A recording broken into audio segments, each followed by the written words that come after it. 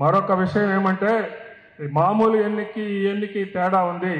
Ballot paper మామూలుదేమో EVM, ఇదేమో ballot paper ఇస్తారు, మళ్ళీ వెనకటి మన పద్ధతి అన్నమాట.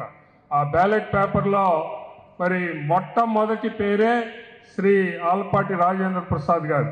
బ్యాలెట్ పేపర్లో మొట్టమొదటి పేరే ఉంటుంది. ఆ పేరు ఎదురుగా 1 అంకె వేయాలి. మనం టిక్కు కొట్టడం కాదు, 1 అంకె అంటే 1వ నెంబరు. మేము 1వ నెంబరుగా ప్రిఫరెన్స్ ఇస్తున్నాము అనేటటువంటి దాన్ని అక్కడ మనం అందుకోసం 1వ నెంబరు వేయాల్సినటువంటి అవసరం ఉంది.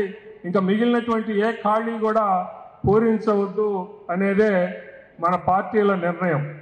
అందుకని ఏ గడిలో కూడా మీరు మరొక నెంబరు వేయకుండా మొట్టమొదటి గడిలో మొట్టమొదటి అంకె వేయటం, దీన్ని మీరందరూ కూడా ప్రచారం చేయమని నేను మీ అందరినీ కూడా కోరుకుంటూ, ఒకే ఒక్కటి రాష్ట్రం అభివృద్ధి ఎక్కడా కూడా కుంటుపడకుండా మన కూటమి నాయకత్వంలో ముందుకు వెళ్లాల్సినటువంటి అవసరం ఉంది.